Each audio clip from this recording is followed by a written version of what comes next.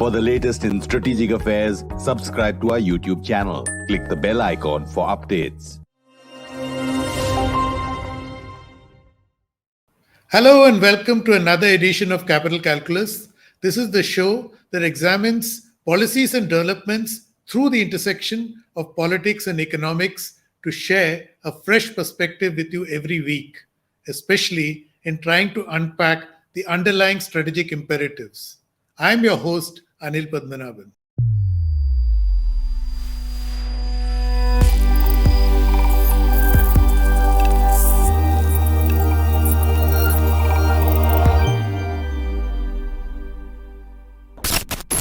After going back and forth for the last 5 years, India is finally readying rules for the commercial mining of personal data.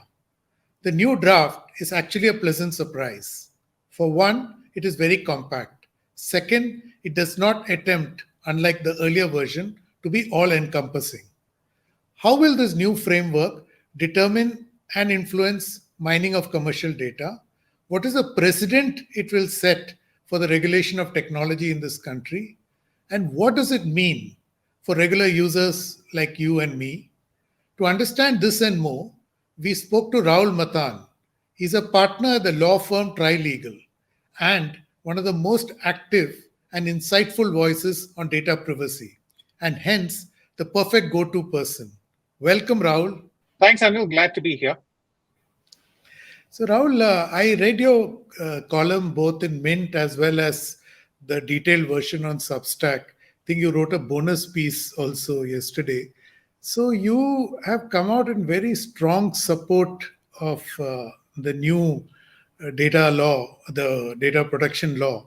So, what did you like most about it? Was it the compactness or was it the clarity of thought?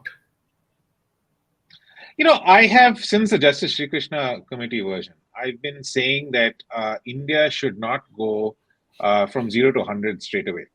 So even though there are sophisticated frameworks around the world, like the GDPR framework, India needs to start simple and then gradually, upskill itself in how it deals with data protection and, slowly ratchet up the complexity of the law. This is something that Justice Sri Krishna didn't sort of agree with. He felt that we needed to go to the maximum level of protection. And you see, every other version has, in a sense, made things more and more complex. Now, for a country that has never done this before, this is extraordinarily difficult. The amount of effort that you need to put into getting all these compliances right, the people who will be able to manage this without a problem are the big multinationals, who are really not the ones who will suffer. They have enough resources to be able to do it. It's the small entrepreneurs who will suffer. And so what I like about this is that it doesn't do that. It actually starts fairly simple. It has all the principles that you need. But at the same time, these are the sorts of things that small businesses, medium-sized businesses can all sort of work with. And I think that is really the distinguishing feature. And I have to say, I must underscore the fact that I'm being internally consistent from the first time that I started commenting on the various drafts that have come. I think we need simplicity to start with, but that simplicity should not sacrifice all the rights that are required. And I think that for the most part, this law strikes that balance. Interesting. So according to you, it is striking the right cadence. Rahul, I'm curious, how does this stack up against other privacy laws already in place in other countries and, of course, places like the EU? So the EU, you have to understand, has been doing this for almost 30 years. And so even before GDPR, which was enacted in 2016 and came into force in 2018, they have had a data protection regime for at least 20 years. So, they already have in place the regulatory mechanisms. So they actually have regulators, data protection authorities in all the countries. And internally, companies and in what they call data controllers, what we call data fiduciaries, they already have the organizational mechanisms to deal with all of this. So to compare what India needs at this stage and what Europe has is perhaps unfair, because Europe can just easily upgrade their systems to a GDPR mechanism because they've already maybe 80% there. India would need to start from scratch and build all of this up, both on the regulatory side as well as on the side of the data fiduciaries that in India are currently not used to doing all of this. So I think that the comparison should perhaps be with countries that are just starting. And the country that, at least the many countries that have in the last year come up with new data protection laws, Brazil has, Rwanda has, and so look, if you compare it with countries that are starting from scratch, I would say that India compares favorably with those sorts of countries. If it compares to countries that are upgrading their systems, then perhaps India doesn't do as much, particularly in terms of the detail. I think the principles are there, but once you've got a sophisticated jurisprudence, you can do a lot more with the compliance detail that India doesn't perhaps have. Interesting. So, Rahul, you're saying that better A, be cautious, B, you support the point that the equity principle has been preserved in the latest draft. My follow-up question is that what about our Indian laws being aligned, the data privacy laws being aligned with, say, the EU standards or the US standards? Do you think there can be a dissonance because of that, though we are probably doing it the right way to start cautiously? Yeah, I mean, I don't think we can have dissonance. So for instance, we can't have provisions which are contrary to what Europe does. I'm looking at it in terms of granularity. So just take you look at a big picture. You can see the picture, but you can drill down into a lot more detail if you sort of zoom in. Now, I don't think we need to zoom in to start with. I think we need to get the big picture right. So there are all sorts of parts of this that need to work. And then once all the parts work in broad principle terms, we can then drill down in more and more detail into specific aspects of it, right? So once we know how everything works, that all the various parts are working together, we've got a dispute resolution mechanism, we've got a data breach notification mechanism that broadly notifies data breach. Then we can get into the details of this particular type of data breach needs to be notified in this manner. And then if you don't notify it in this manner, this is the sort of dispute resolution mechanism that is available to you. To prescribe all of this in the nth level of detail when we haven't even started is just too much. That's just one example. There are many examples of this as you get into the details of the operationalization of a data protection law. So, Rahul, a very basic question that given the draft that's in play right now, is it sufficient to protect data privacy? It is at this stage. I mean, I think it has all of the principles that I think I would have liked to have seen. There are a few exceptions, and we can get into that. But by and large, at the principle level, all those principles are there. And so, once the principles are there, regulators, data fiduciaries, and even data principals can engage with the law to get what is required. So the data principle, for example, can actually say that, look, this principle is there, but you've not given effect to this principle. This principle entitles me to a right, and I'm not able to exercise that right because you have not done ABC. Now, you don't need to prescribe that ABC needs to be done in order for this right to be availed of, because the principle is enough to give you that right. And that's what I'm trying to say, right? So for a while now in my writing, I've been talking about principle-based regulation as the way to address technology governance. And I think if we can do principle-based regulation for data protection at this stage, we can cover a lot of ground, off the ground that we need to cover in order to get up to speed with where other countries in the world are. So, interestingly, the point about principles that you're making, it seems to be already in play in India because consent is already part of a notification and a law, that DEPA, right? So, how does DEPA sit with the new law that is in the making? It's important to recognize that DEPA is not so much a law as a framework. So it is a framework of data sharing, and the framework actually allows for data to be transferred between various data fiduciaries in a manner that, in a sense, implements a lot of the principles that you'd find in data protection laws around the world.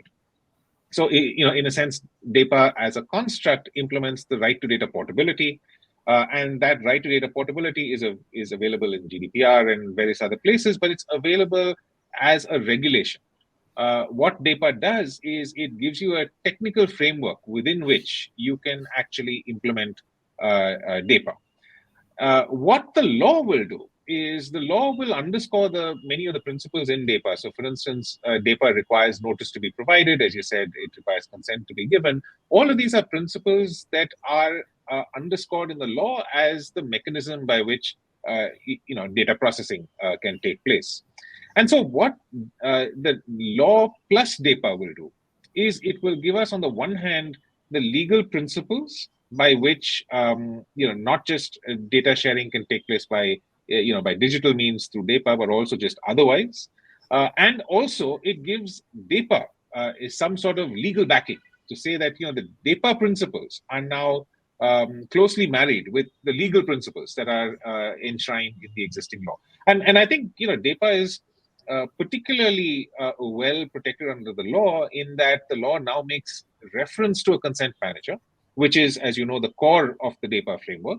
And it allows data to be shared through a consent manager, which is sort of a digital platform designed for the connecting of various data silos. So, I would say that DAPA is strengthened quite significantly by the enactment, when it does happen, of this law. Okay. Thanks for clarifying that. And DAPA is notified by MIT, right? Yes, the protocols for DAPA have been notified, and actually, DAPA is notified in every sector. So the financial services sector has notified it under the account aggregator framework, and so the protocols for the account aggregator framework have been notified by the Reserve Bank of India. And so, those protocols are managed by Revit, and I would suspect that in the other sectors, the other sectoral regulators will notify it. We had, there was a rumor that in the telecom sector, it would also be used, but no such notification has happened. We can expect to see this in all the various sectors. Health, for example, the NVHM uses something quite similar. And once that is used for data sharing, we'll probably notify the DAPA specifications in the healthcare sector. Okay. So, Rahul, going back to the draft law, the big challenge before it, or even before this data law, has been that how do you manage this trade-off between protecting privacy at the same time allowing for its commercial exploitation? So, do you believe this law has walked that tension? I mean, they've got struck the right notes, or is it like you don't know? Yeah, look, I mean, I think it's probably too early to say that. I think as far as protecting the rights are concerned, it does cover most of the rights that we recognize around the world as being necessary to protect the data of individuals. As far as encouraging innovation, we'll need to see how these principles are actually enforced. So, one of the concerns that the GDPR has given rise to is that it is in the application of the principles, it is excessively restrictive. And so, principles like data minimization and retention restrictions require data to be deleted immediately after its use. Now, sometimes that deletion of data could result in a smaller data set, which if we didn't have that, or if we had another way in which we could use that, could have resulted in the growth of AI, because AI uses training models and things like that. So how do we allow this to happen? I think that is going to come in some of the details that we're going to see from the Data Protection Board. I see the Data Protection Board playing a very important role in answering this very question that you've asked, which is, we have these principles, but on the one hand, the principles need to protect rights. On the other hand, it needs to ensure that innovation happens without harming rights. And striking that line, I don't think it's the requirement of the law to say, because that's a line that you're going to have to draw each time a new technology comes about. And so if you have the principle, and then you have this other overarching principle, which is I want to protect rights, but I still want to help innovation, I think in each use case, you can find the correct way to draw the line. In fact, the minister spoke recently and he said that the Data Protection Board will be an independent entity like the Reserve Bank of India. But my question, Rahul, is that given the history of regulation here, which is pretty short-lived, I'm talking of more the modern day regulators, it has the soft touch has been missing. There has been a tendency to overreach. So do you believe that especially in data mining which requires immense encouragement to innovation, do you think that is a point of concern, that overreach? Yeah, so look, I mean, I think this is a really difficult question because every regulatory response, every policy decision that you make is ultimately striking a balance between two opposing sets of goals. And there are always two or many more stakeholders that are involved in a particular decision. And so what may seem as a regulatory overreach to one set of stakeholders may seem like the bare necessity to another set of stakeholders. And, sometimes the stakeholders who always win tend to be the government stakeholders or, stakeholders of people that are, that the rest of society says, look, they're always winning. But the fact of the matter is that every policy decision, every regulatory step that you take is this trade-off. And there are always people who feel hard done by. I think that to get this right is extraordinarily difficult. But at the same time, taking an approach where we realize that we are making these trade-offs each time, we can at least make progress, and at least we can offer some level of consistency in decision making, so that at least business and the data principals have some certainty as to how their data is going to be processed or how they are required to operate. That's the best I think that we can hope for in an area that's so complex and so it affects so many different stakeholders. Correct. Rahul, I'm curious, how does this law deal with the issue of portability of data? Because like we just discussed earlier, DEPA has put clear principles on how portability can happen or not happen. So how does this law address the issue of portability of data? Yeah, as I said, I'm generally happy there are a few areas that I feel that the law hasn't done enough. And I think data portability is one of them. There's no mention of the right to data portability. If you dig deep enough, you'll find provisions that would, if you string them together, would allow you to do data portability. But I would have really liked to see in the rights section a clear reference to the concept of the right of data portability. And I hope I will certainly be submitting that in my comments to the bill. But I hope that the right to data portability is actually introduced, because the right to data portability, in a sense, firmly underscores DEPA, and it very strongly says that yes, you have DEPA, but I think there are many other frameworks to which DEPA may not immediately apply. So, for instance, all the social media companies today offer the right to data portability because GDPR requires them to do that. So, I can go to Twitter and get a download of all my Twitter data. And I can do that only because this sort of right to data portability is enshrined in GDPR and many other laws. And so in compliance with that, Twitter offers that flexibility, as do all the other large tech companies. But I think just generally the right to data portability, in a sense, strongly gives effect to a principle that is very much in vogue in India, which is that it is the data principal that has the right to do anything with his or her data, no matter where it resides. Even if it resides in a data silo that's controlled by a company, that data belongs, or in a sense, the data principal has the right to determine what needs to be done with that. And if we don't have that articulated in the rights section, I think that's not fully underscoring what it is that we in India think is the primary way in which data governance needs to be done. Just for clarifying for our viewers, DEPA is data empowerment and protection architecture. Architecture.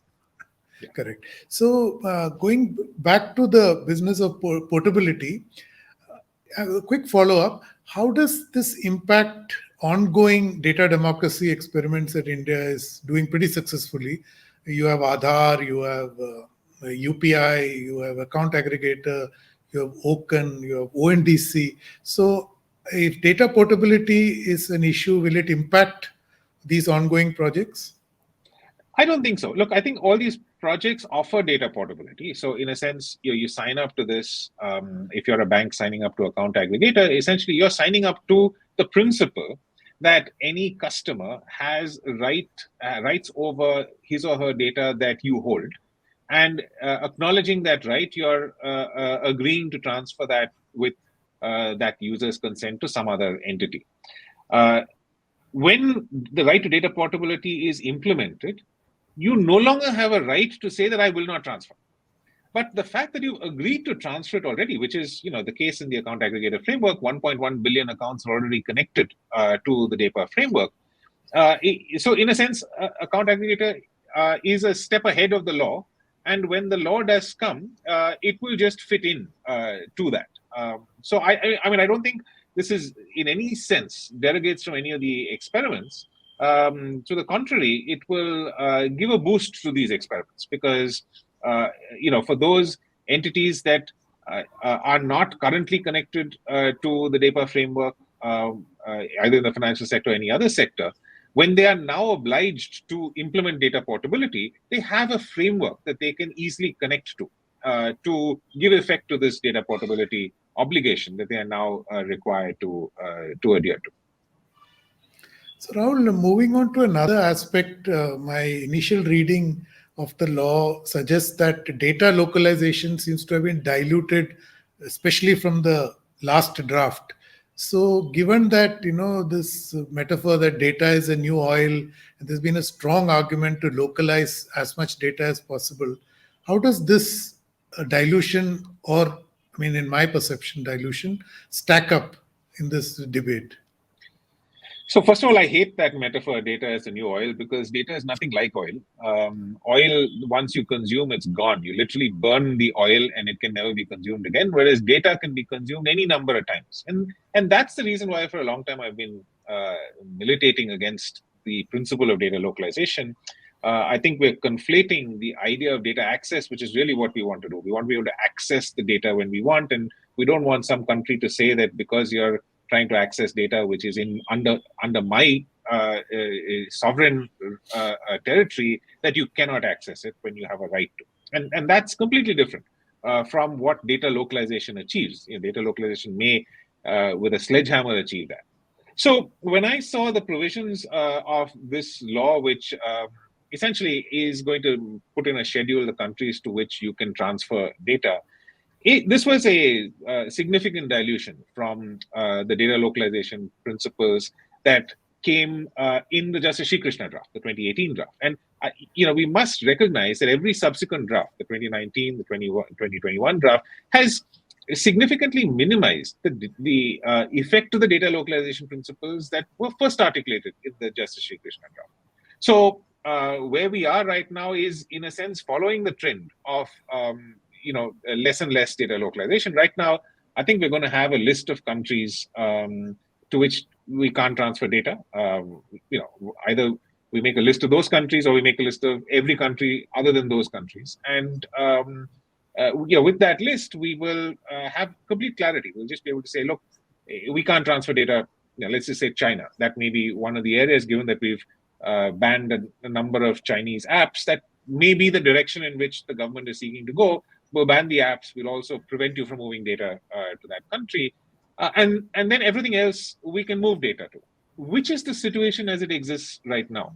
And that is, in a sense, the reason for a lot of the prosperity of our IT industry, the fact that we can freely move data, keep it anywhere, use the cloud when we want, et cetera, et cetera. So that is how I think it should be. Okay, interesting. So actually, it's a good thing because you're building a data highway along trusted topography, right? Exactly. And look, I think we should have the sovereign right to decide if we want not to transfer to a particular country. That's perfectly within our rights. And I think the EU decided to do that with the US under the Schrems judgment following Snowden. They said, look, you just don't have an adequate framework. You've got a law enforcement agency that can actually pull European data out of servers, and that's not acceptable to us. Now, we should, as a country, be entitled to say things like that. And one way that we do it is to say, okay, now we can't transfer it to this country. That perhaps we'll set up a dialogue with that country to say, can you put in place better mechanisms such that we can now agree to transfer it to you? And this includes China. I mean, we may just say, look, this is our concern. We're not going to allow data to be transferred to you. If you want data from us, then please put in place these sorts of mechanisms, just like the EU and the US had these negotiations, and we could create some sort of privacy shields or things like that for transfer of data to different places. What I think is perhaps some people have commented upon is that there is no clarity in the law as to what these are. So typically, if data is not allowed to be transferred to a particular country, there are some exemptions, like binding corporate rules, standard contractual clauses. If you use these mechanisms, you can still transfer it to countries that are prohibited. Now, I would have liked to see that if the way in which the schedule gets notified is a restrictive schedule. If they only list 2 or 3 countries, then how do I transfer to all the other countries? I need some mechanism to do that. But I think it's a little too early right now. Once again, if we can see that the list is every country in the world other than 3 named countries, then it's only the people who really want to transfer to those 3 named countries that have to worry about it. The rest of us who are transferring it everywhere else don't really need to worry about it. So it's just a question of what is it going to look like when it actually comes out. In a way, it's adding a new lexicon. I mean, the lexicon of foreign ministry is going to grow. Data diplomacy will now be a key part of it, I guess. Because it should already be, Anil. I mean, we're too late, because data diplomacy. Look, and I say it from 2 perspectives. I think our successes with digital public infrastructure should be front and center of our diplomacy, and that is data diplomacy, because we have a lot to share with the world. But equally, we need to do it on our terms, and we are a significant nation when it comes to our contribution to the world. With regard to data practices, data infrastructures, and things like that, it absolutely must be part of the diplomatic narrative. And I think our Ministry of External Affairs needs to really ratchet up its game to do something like this. Okay, a great point. The going back to the draft law, Rahul, is a general question that the history of lawmaking in India, is that it tries to do too much. Pack too many things into it, particularly policing. They don't distinguish between keeping policing out of it. So in that context, how does this new draft law measure up? So the law has, exemptions to law enforcement, and I think that is the one side of it. I think. On the one hand, we really need to recognize that there are some times in which enforcement mechanisms and law enforcement need certain exemptions from the restrictions on data collection. You see, on the other side, on your more general question about how these laws really function around the world, I think this is a simple law, and a law which was heavy on the strictures that you needed to follow, etc., also put a very heavy burden on the regulatory infrastructure to ensure that there's compliance with all of that. The reason I like this is because it doesn't do that, and I think that doesn't preclude us from eventually doing it. So we have 2 sides of it. One is a simple law which tells you what to do and doesn't really spend too much time and effort saying, look, you have to maintain this list of things, and if you don't maintain this list of things, this list of officers will come after you. But it allows us, if that is required, to actually implement that in practice. On the other hand, it actually allows for those exemptions which are required. And once again, I think there's been a lot of debate as to whether exemptions should be included or not. Most of the exemptions, with perhaps some exceptions, are the sorts of exemptions that you would find in GDPR and in other regulations, including in other laws in the country. And so Look, there can always be divided opinions as to how much we should let the government off when it comes to this law. But I keep telling people that the government is never let off because there is a 9-judge Supreme Court decision which certainly holds the government to account as far as privacy is concerned. What I see this law doing is in addition, holding the private sector accountable, which the 9-judge Supreme Court bench could not do because that is a fundamental rights case. And it is actually equally important to have a law that holds the private sector to account, particularly when the private sector has so much control over our data. So Rahul, so they have actually avoided the classic trap, perfection is the enemy of good, right? Yes. I mean, in one way, yes. And I think, look, this is the only way that you can draft not just this law, but any law. I have also written in previous articles about what I call regulatory FOMO, the fear of the regulators' fear of missing out. And as a result of that FOMO, regulators stuff the law with everything that they can think of. But every time they stuff the law with everything that they can think of, I can guarantee you that they have forgotten, at least 10 things. And so the problem with the FOMO is that it fills the law with all sorts of convoluted language. And in the preparation of that convoluted language, you dig yourself into deeper and deeper holes. And still don't fix everything that you wanted to fix. You make it very difficult for business. They're very uncertain as to how things apply to them.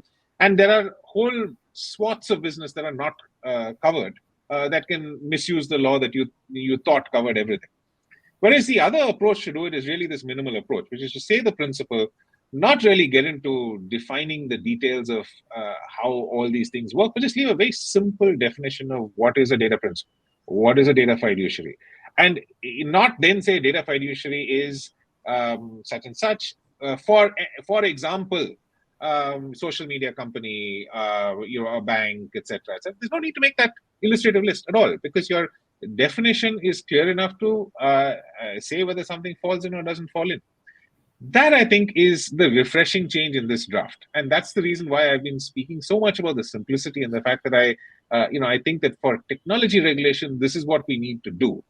Unfortunately, a lot of the people who I argue with on this are so used to the other framework, where they're so used to the just the detail that laws always have, that this seems like a bit of a shock to them, and a lot of people just worry that this won't work.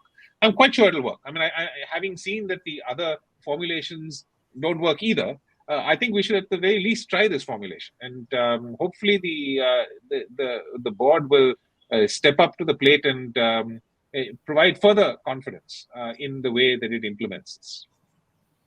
And presumably the board won't be another sinecure for retiring bureaucrats and will actually have technocrats in place, because this is a very technical subject. So, it's not about administration skills, but more of domain expertise, right? I sincerely hope so. I mean, I think, look, we underestimate how much we lag behind the rest of the world in the practice of data protection. There are almost no bureaucrats who really understand how many of these things work in practice. And the best example is data breach notifications. One of the other provisions that I didn't really like in the bill was the requirement to notify every affected data principal of a data breach. And I can see that the government is looking to do that in order to ensure that everyone knows that their data has been breached. But in actual practice, all sorts of things are data breaches, and not all of them need to be notified. If you look at GDPR places a high bar. They say only notify the data subject, as they call it, or the data principal, as we call it, if there is a high risk to their rights. So if I lose my laptop and my laptop contains 100,000 emails and passwords of the customers of a bank, if I leave my laptop in a taxi, that is theoretically speaking a data breach. But I shouldn't notify anyone until I know that someone has opened the laptop, has actually accessed that information, and is now using that information. Or perhaps let's not wait till using the information, but at least opened it and accessed. Otherwise, if I do that, one, I'm going to just unnecessarily cause panic. And two, we're going to just have hundreds of these data breach notifications that are really not so serious. It doesn't help anyone to be notified about data breaches unless there's an actual risk to their username and password or any other personal data. So I think this knowledge of the actual practicalities of a data breach is something that no regulator, no bureaucrat has today. They're not even dealing with it today. For this, we need to get practitioners to come and help the board formulate the correct response for something like this. So finally, Rahul, when you look at this draft law, it is the first serious attempt to regulate technology.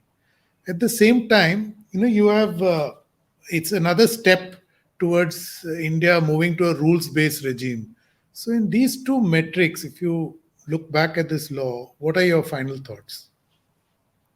I think it's a good it's a good way to start. I think this certainly cannot be recognized as we've done our work and then that's it. I think this is an area where you need to constantly work to improve the state of the regulation. You need to improve the state of play of the industry. And I think India has the advantage of already having some experience with this techno-legal regulatory framework that DEPA implements. And I'm hoping that the Data Protection Board, along with the technical frameworks that India is building in so many different sectors, can work together. Already the consent manager is required to be registered with the Data Protection Board, which means that as we build out DEPA in multiple sectors, we're going to have the consent managers of all those sectors registered with the board.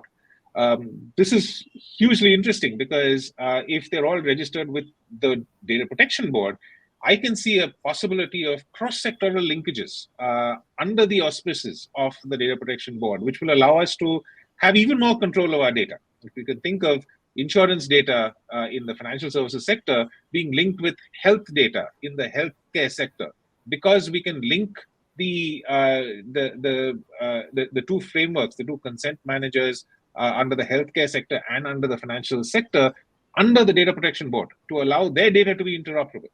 So there is a huge amount of potential in the Indian context. I think what we should be, I guess we should be confident in ourselves about is that we have, unlike any other country in the world, the opportunity to take a very different direction as far as this regulation is concerned.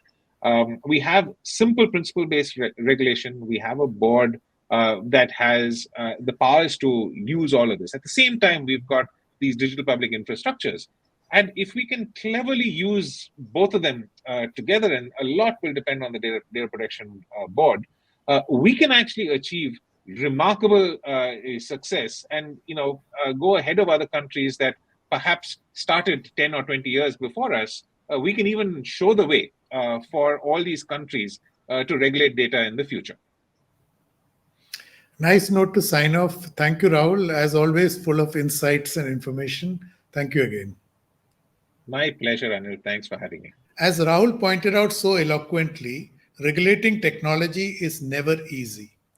Inevitably, regulators are playing catch up. This is because technology is both exponential in change as well as disruptive. And this is India's first serious attempt to regulate technology. It has to take care that it preserves the ongoing experiment with data democracy, which mines personal data to deliver empowerment. As we all know, Aadhaar democratized identity. UPI did that to payments. ONDC is now doing it to e-commerce, and the account aggregator framework is going to democratize credit. So how does India preserve this ongoing data democracy experiment will be the big test of this new law.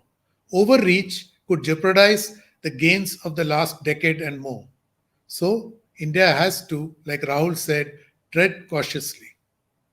Thank you for watching. Do subscribe to Strat News Global and please hit the bell icon so that you don't miss any updates. And please do share your insights and ideas with us. I'm available on Twitter at Capital Calculus. I'll be back next week with another episode of Capital Calculus. Till then, stay safe.